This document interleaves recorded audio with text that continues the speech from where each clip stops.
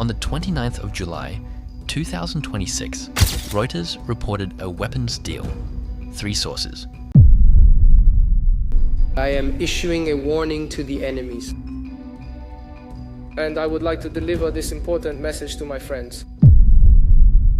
And the president understands today that 800 executions that were scheduled. We also have China denying reports that 400 rocket launches are being sent in the direction of. One shipment, expected within weeks, up to 400 Chinese-made, shoulder-fired air defense launchers, bound for Iran. Total value, $60 to $70 million. Now do the arithmetic that almost nobody does. Roughly $175,000 each. That's a house in most of America for one launcher.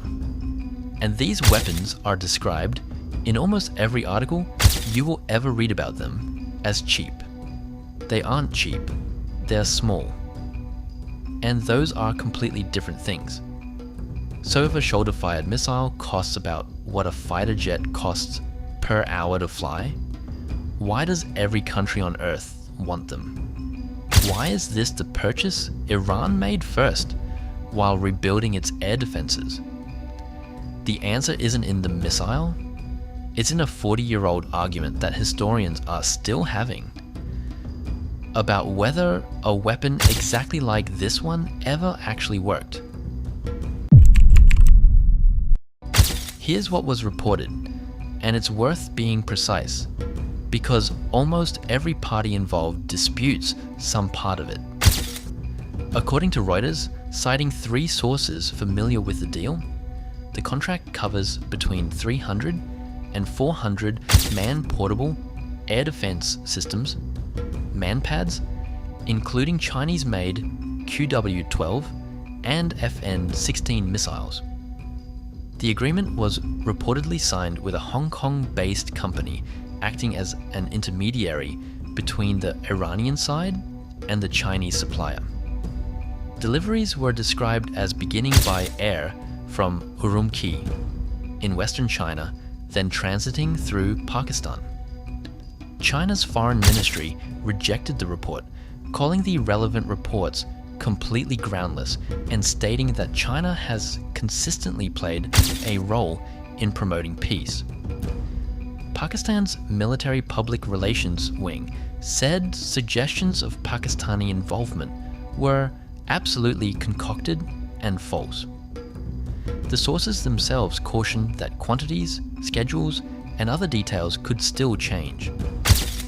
The context, as reported, is that Iran is rebuilding short-range air defenses following a war with the United States and Israel that began in late February 2026. A conflict that, according to the reporting, exposed gaps in its ability to protect military sites and infrastructure. So, a country that has just lost control of its own sky spends $70 million. Not on radars, not on interceptors, not on aircraft. On 400 tubes a single person can carry. To understand why, you have to understand what's actually inside one. A MANPADS is defined by one constraint above all others. A human being has to carry it. That single requirement dictates everything. Analysis published by the Center for Strategic and International Studies notes these missiles weigh roughly 25 to 40 pounds, and the warhead is typically only 3 to 6 pounds of explosive. 3 to 6 pounds. That's the entire destructive payload. Against an aircraft that may weigh 40 tons. The same analysis puts maximum range at roughly 3 to 5 miles, with the effective range considerably shorter, and the guidance is infrared. The missile follows heat, which is why Reuters described the QW-12 and FN-16 the way it did. Infrared guided systems designed to target low-flying aircraft, helicopters, and drones. Not high-altitude fighters, not bombers. Low, slow, and close. And this is the part the headlines never carry. A weapon like this doesn't destroy an aircraft by breaking it in half. It works by damaging something critical enough that the aircraft can no longer be controlled. Against a large multi-engine aircraft built to survive, losing an engine, that's a much harder proposition than against a single-engine helicopter. Modern military aircraft also carry defensive systems specifically developed over decades to counter infrared guided threats, which is public knowledge and has been since the 1980s. So we have an expensive weapon with a tiny warhead, a short reach, and a target set that excludes most of what a modern air force flies. Which raises the obvious question: why does everybody believe these things win wars? The answer is one specific war, and the story you know about it is disputed. In 1986, the United States decided to supply Afghan fighters with Stinger missiles. Shoulder-fired, heat-seeking, the direct ancestor of the systems in this story. And the story that followed became one of the most durable narratives in American foreign policy.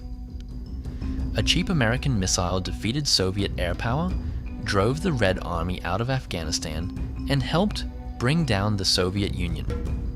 A congressman said it. A network news special said it. Hollywood made the movie. Historians have spent decades pushing back.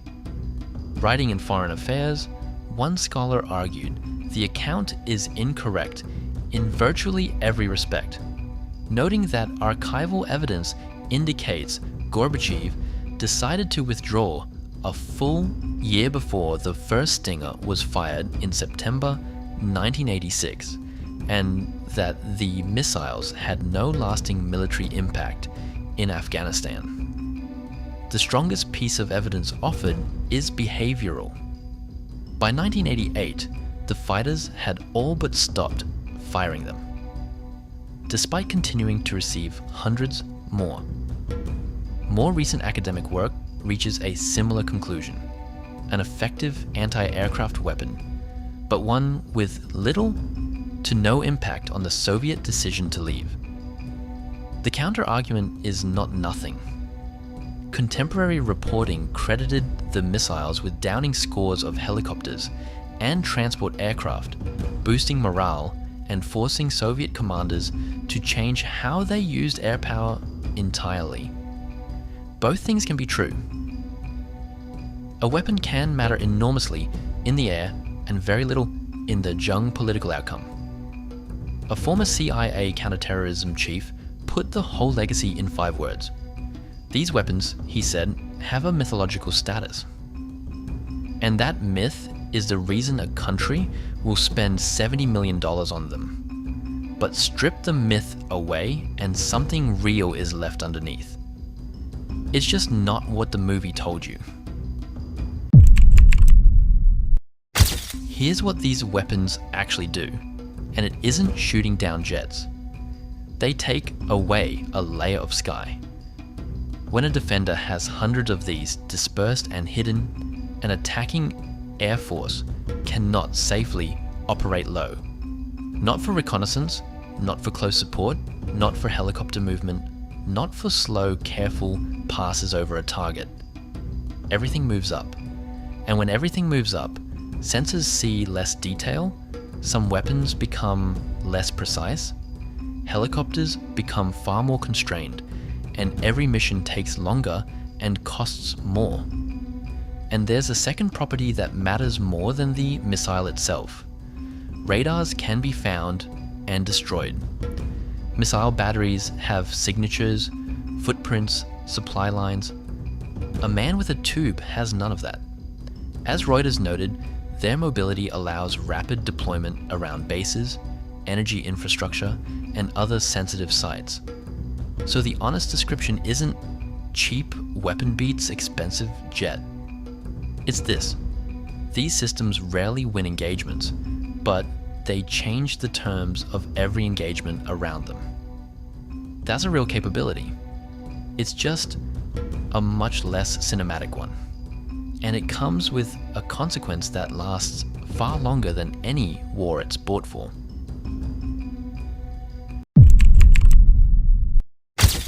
Between 2000 and 2,500 Stinger missiles were supplied to Afghan fighters during the 1980s. When the war ended, they didn't come back. Two successive US administrations authorized a classified program directing the CIA to buy back as many as it could from anyone who had them, reportedly offering tens of thousands of dollars per missile. That's the durable problem with this class of weapon. It's portable, it stores for years, and it does not stay where it was sent. MANPADS are today held in the arsenals of more than 100 countries. And the record of what happens next is documented. RAND research found that since 1975, upwards of 60 civilian aircraft have been hit by these systems, resulting in the deaths of more than 1,000 civilians. The reason is a mismatch. Military aircraft have decades of defensive development behind them. Airline pilots and air traffic controllers associations noted in a joint statement in 2026 that most civilian operators do not carry that same protection. No attempt against a civilian airliner has been recorded since 2007, but the weapons don't expire on a schedule, and neither does the risk. Which is why a shipment leaving a Chinese airfield is a story with a much longer tail than the war it's meant for.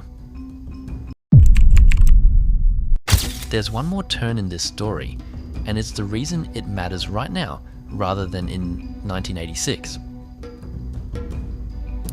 The reporting specifically identifies drones among the targets these systems are designed to engage. And analysts quoted noted that even the less capable variants in the deal can still provide effective short-range protection against drones and low-flying targets, which produces an arithmetic problem pointing the opposite way from the one everyone expects.